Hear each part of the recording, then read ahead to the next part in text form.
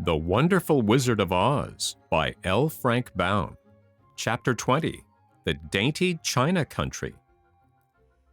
While the woodman was making a ladder from wood which he found in the forest, Dorothy lay down and slept, for she was tired by the long walk. The lion also curled himself up to sleep, and Toto lay beside him. The Scarecrow watched the woodman while he worked, and said to him, "I cannot think why this wall is here, nor what it is made of." "Rest your brains and do not worry about the wall," replied the woodman. "When we have climbed over it, we shall know what is on the other side." After a time the ladder was finished. It looked clumsy, but the Tin Woodman was sure it was strong and would answer their purpose. The Scarecrow waked Dorothy and the Lion and Toto and told them that the ladder was ready. The Scarecrow climbed up the ladder first, but he was so awkward that Dorothy had to follow close behind and keep him from falling off. When he got his head over the top of the wall, the Scarecrow said, "Oh my!" "Go on!" exclaimed Dorothy. So the Scarecrow climbed farther up and sat down on the top of the wall, and Dorothy put her head over and cried, "Oh my!" just as the Scarecrow had done. Then Toto came up and immediately began to bark, but Dorothy made him be still. The lion climbed the ladder next, and the Tin Woodman came last, but both of them cried, "Oh my!" as soon as they looked over the wall. When they were all sitting in a row on the top of the wall, they looked down and saw a strange sight. Before them was a great stretch of country having a floor as smooth and shining and white as the bottom of a big platter. Scattered around were many houses made entirely of china and painted in the brightest colors. These houses were quite small, the biggest of them reaching only as high as Dorothy's waist. There were also pretty little barns with china fences around them, and many cows and sheep and horses and pigs and chickens, all made of china, were standing about in groups. But the strangest of all were the people who lived in this queer country.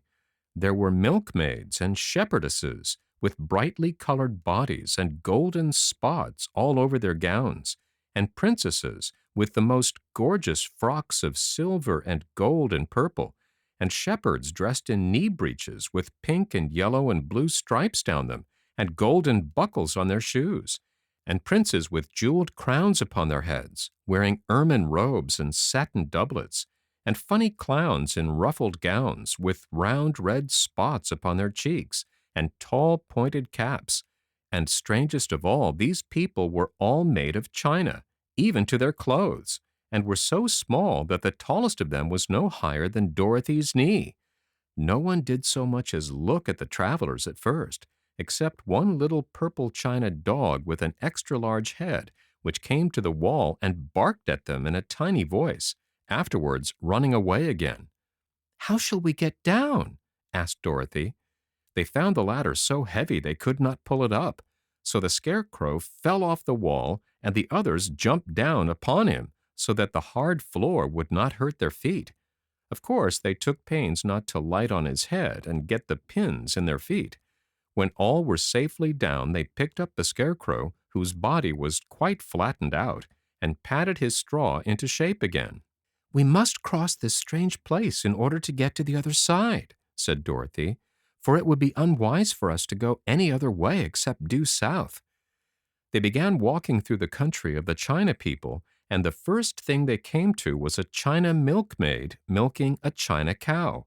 As they drew near, the cow suddenly gave a kick and kicked over the stool, the pail, and even the milkmaid herself, and all fell on the china ground with a great clatter. Dorothy was shocked to see that the cow had broken her leg off, and that the pail was lying in several small pieces, while the poor milkmaid had a nick in her left elbow. "There!" cried the milkmaid angrily. "See what you have done! My cow has broken her leg, and I must take her to the mender's shop and have it glued on again. What do you mean by coming here and frightening my cow?" "I'm very sorry," returned Dorothy. "Please forgive us." But the pretty milkmaid was much too vexed to make an answer. She picked up the leg sulkily and led her cow away, the poor animal limping on 3 legs. As she left them, the milkmaid cast many reproachful glances over her shoulder at the clumsy strangers, holding her nicked elbow close to her side. Dorothy was quite grieved at this mishap. "We must be very careful here," said the kind-hearted woodman, "or we may hurt these pretty little people, so they will never get over it." A little farther on, Dorothy met a most beautifully dressed young princess who stopped short as she saw the strangers and started to run away. Dorothy wanted to see more of the princess, so she ran after her, but the China girl cried out, "Don't chase me! Don't chase me!" She had such a frightened little voice that Dorothy stopped and said, "Why not?" "Because," answered the princess, also stopping a safe distance away, "if I run, I may fall down and break myself." "But could you not be mended?" asked the girl. "Oh, yes, but one is never so pretty after being mended, you know," replied the princess. "I suppose not," said Dorothy. "Now there is Mr. Joker, one of our clowns," continued the China lady, "who is always trying to stand upon his head. He has broken himself so often that he is mended in 100 places and doesn't look at all pretty. Here he comes now, so you can see for yourself."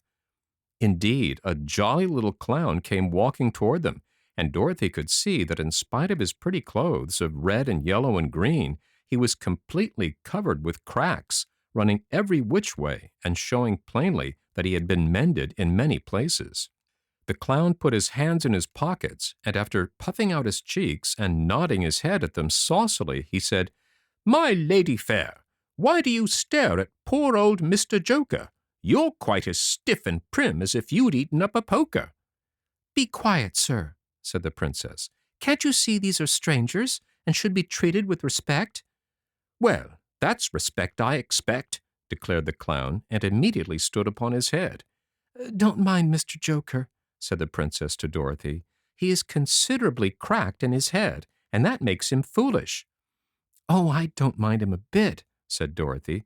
"But you are so beautiful," she continued, "that I am sure I could love you dearly. Won't you let me carry you back to Kansas and stand you on Aunt Em's mantle? I could carry you in my basket." "That would make me very unhappy," answered the China princess. "You see, here in our country, we live contentedly and can talk and move around as we please. But whenever any of us are taken away, our joints at once stiffen, and we can only stand straight and look pretty. Of course, that is all that is expected of us when we are on mantels and cabinets and drawing-room tables, but our lives are much pleasanter here in our own country." "I would not make you unhappy for all the world," exclaimed Dorothy. "So I'll just say goodbye." "Goodbye," replied the princess. They walked carefully through the China country. The little animals and all the people scampered out of their way, fearing the strangers would break them, and after an hour or so the travelers reached the other side of the country and came to another China wall. It was not so high as the first, however, and by standing upon the lion's back they all managed to scramble to the top. Then the lion gathered his legs under him and jumped on the wall, but just as he jumped, he upset a china church with his tail and smashed it all to bits. "That was too bad," said Dorothy, "but really I think we were lucky in not doing these little people more harm than breaking a cow's leg in a church. They are all so brittle." "They are indeed," said the Scarecrow, "and I am thankful I am made of straw and cannot be easily damaged. There are worse things in the world than being a scarecrow."